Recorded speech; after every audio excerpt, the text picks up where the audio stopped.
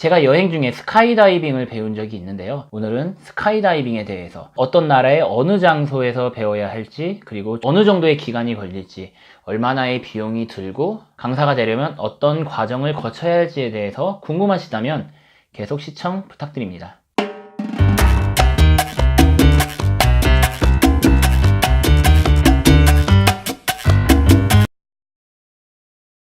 안녕하세요, 페드로입니다. 오늘은 스카이다이빙에 대해서 한번 말씀을 드리려고 해요.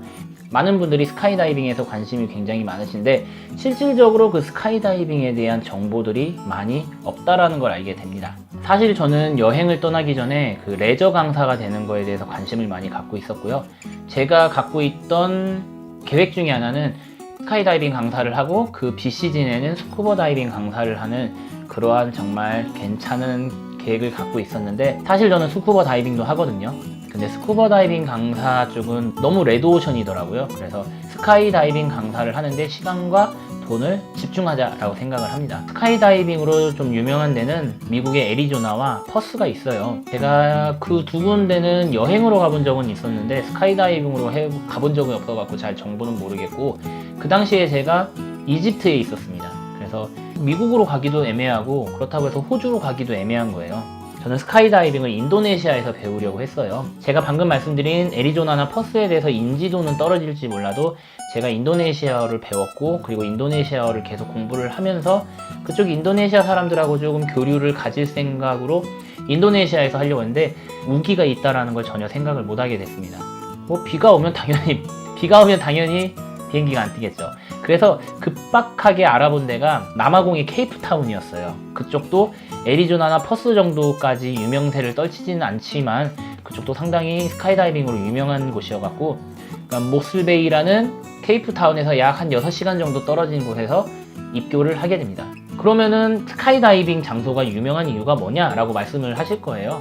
첫째 조건은 건조한 기후여야 합니다. 오후쯤 되면은 이제 햇빛이 열기가 돌잖아요. 그러면은 그 수증기들이 떠갖고 구름을 만드는데, 구름이 많아지면은 스카이다이빙을 하기가 어려워지거든요. 그렇기 때문에 건조한 곳이어야지 스카이다이빙을 계속 멈추지 않고 할 수 있게 됩니다. 그 대표적인 장소가 애리조나고요. 그 다음이 퍼스입니다.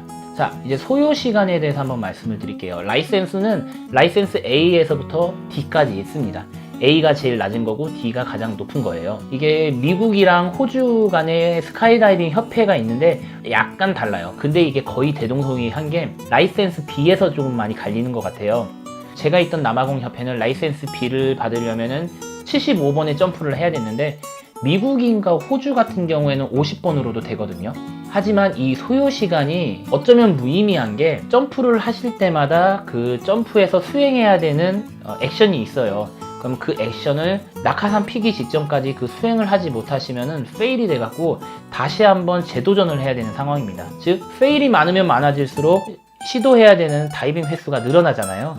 그러다 보면은 자연스럽게 소요되는 시간이 많아질 수밖에 없고요. 라이센스 A를 받기 전에 AFF라고 해서 Accelerate Freefall이라고 있거든요. 그게 총 10번의 점프를 뛰어야지만 이 사람이 솔로 점프가 가능하다. 총 10단계이고 강사랑 같이 뛰어요. 제가 했던 당시에는 1단계부터 5단계까지 강사가 2명이 같이 뛰고, 그리고 6, 7, 8단계는 강사가 1명, 그리고 9, 10단계는 혼자 뛰거든요.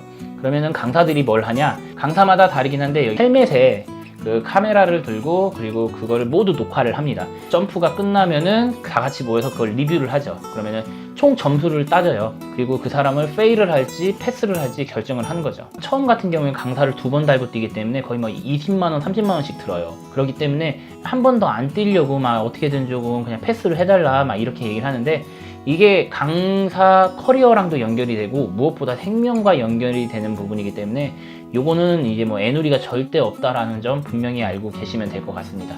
라이센스 A는 25번이에요. 거기에 AFF 10번 점프가 포함이 된 거고요. 라이센스 B 같은 경우에는 75번, 제가 했던 남아공 협회는 75번이었고 50번에서 75번이라고 생각하시면 될 것 같습니다.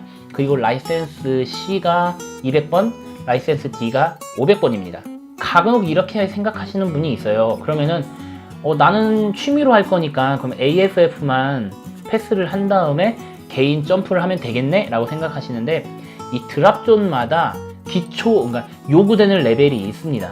드랍존도 사업장이잖아요. 라이센스 A 갖고 있는 분이 솔로 드랍을 할 경우에는 이제 사고나 이런 것들이 날 수 있기 때문에 제가 알고 있는 대부분의 드랍존이 B부터 시작해요. 그러면 즉 B 라이센스를 갖고 있으시거나 아니면 좀 아는 데거나 그 강사들도 되게 좁잖아요, 시장이. 그러니까 이 강사한테 배웠다거나 아니면 내가 원래 배운 장소라거나 이런 경우에는 그러니까 A이지만 드랍존에서 다이빙을 할 수 있게끔 허용을 해줍니다. 하지만 AFF와 라이센스 A만 갖고 있는데 점프를 하게 허용한다라는 데는 거의 못 본 것 같아요.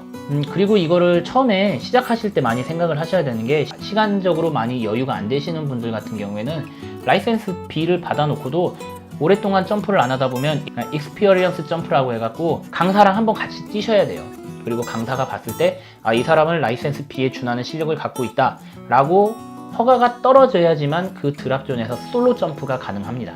가장 중요한 부분이죠. 비용적인 측면. 우선은 이게 소요 기간이랑도 비슷한 게 몇 번을 더 뛸지 모르기 때문에 이게 산정하기가 어려워요. 그럼 사람들이 대부분 말하죠. 그럼 노멀한 가격이 얼마냐라고 얘기를 하는데 그 스쿨에 등록하는 것만 말씀을 드리면 라이센스별로 편차가 있겠지만 대부분 200만원 중반에서 300만원 초반 정도가 드는 것 같습니다. 그러니까 라이센스마다, 그러니까 A 하는데 한 200만원 중반, 200만원 중반 이렇게 되는 거예요. 이 가격이 왜 이렇게 차이가 나냐? 우선은 아까 말씀드린 대로 재점프 때문에 가격이 더 들어갈 수가 있습니다. 그리고 더 큰 요인인데 체류비들이 있을 거 아니에요. 예를 들어 저 같은 경우에는 거기서 텐트를 치고 지냈거든요. 그러면 저렴하게 지냈겠죠. 왜냐면 대부분 드랍존이 시내랑 떨어진 곳에 있어요. 그러다 보니까 캠핑 랏에다가 이제 캠핑을 하거나 아니면은 카라반을 빌려갖고 쓰는데, 근데 카라반 쓰시는 분들 같은 경우에는 텐트 사용하는 것보다 한 3배 정도 비싸니까요. 근데 방을 빌린다? 그럼 더 비싸겠고요. 또 음식 먹는 거, 술 먹는 거, 그리고 만약에 왔다 갔다 할 때 자동차 렌트를 한다던가 이런 기타 부대 비용들이 무시 못하거든요. 그래서 아마 300만원 중반 이상으로 생각하시는 게 합당하지 않나, 저는 그렇게 생각을 합니다. 날씨도 좀 생각을 하셔야 돼요. 왜냐면은 비가 오면 당연히 점프를 못 뛰죠. 근데 이 스카이다이빙 같은 경우에는 바람의 영향을 엄청나게 받거든요. 구름이 안 낀다라는 가정하에 바람만 말씀을 드리면 해가 뜨면은 온도가 지열이 올라가잖아요. 그럼 바람이 바뀌어요. 그래서 바람이 예측이 안 될 정도로 막 왔다 갔다 친다던가 아니면 바람이 심하게 분다던가 그런 경우에는 다이빙이 잠깐 멈추고 심지어는 취소가 되는 경우들도 있고요. 그런 날들이 2, 3일 동안 지속이 돼서 다이빙을 못한다고 하면 그냥 계속 체류 비용만 쓰는 꼴이 되는 거죠. 이것을 아끼기 위해서는 페일을 안 나는 게 제일 중요한 것 같아요. 그리고 기후의 영향을 받지 않는 장소를 선택을 하시면 될 것 같고, 생활비 같은 경우에는 어떻게 쓰시느냐에 따라서 달라질 테니까 참고하시면 될 것 같습니다. 강사가 되시려면 라이센스 D를 받으셔야 돼요. 그럼 총 몇 번이냐? 800번의 점프를 하신 다음에 강사가 되기 위해서 추가로 지원을 하셔야 됩니다. 아마 그 이후에 점프를 좀 더 뛰는 걸로 알고 있어요. 갖고 계신 고프로를 사용하실 수는 없습니다. 다이빙 스쿨에서 연습하면은 이런 사람들을 가끔 보거든요. 아마 다이빙이 20만원 초중반 정도일 거예요. 그리고 제가 알기로는 그 영상을 찍는 게 아마 10만원 초반? 이 정도 되는 걸로 알고 있는데, 이 사람들이 와갖고 내가 고프로 갖고 있는데 여기다 끼기만 하면 되는데 왜 못 끼게 하냐, 끼게 해달라, 이거 사기 아니냐 라는 식으로 얘기를 하는 분들을 참 많이 봤거든요. 말 그대로 불법이에요. 라이센스 C를 갖고 있는 사람만이 영상 촬영을 할 수 있습니다. 그 하늘에서 정말 조작하다가 떨어뜨리기라도 하면 사람이나 물건이 맞는다라고 생각을 해보세요. 끔찍하죠. 지금까지 스카이다이빙 자격증을 따기 위해서 적당한 나라와 지역, 그리고 소요기간, 소요비용, 강사가 되는 방법, 그리고 고프로를 착용할 수 있는 최소 자격에 대해서 말씀을 드렸습니다. 이 얘기가 도움이 됐다라고 생각을 하시면 좋아요와 구독을 부탁드릴게요. 서두에 말씀드린 대로 저는 최초에 스카이다이빙 강사가 되려고 생각을 했었습니다. 하지만 왜 저는 스카이다이빙 강사가 되지 않았을까요? 스카이다이버로서의 사는 것에 대한 장점과 단점, 그 다음에는 이 이야기를 한번 해보려고 합니다. 이상 페드로였습니다. 시청해주셔서 감사합니다.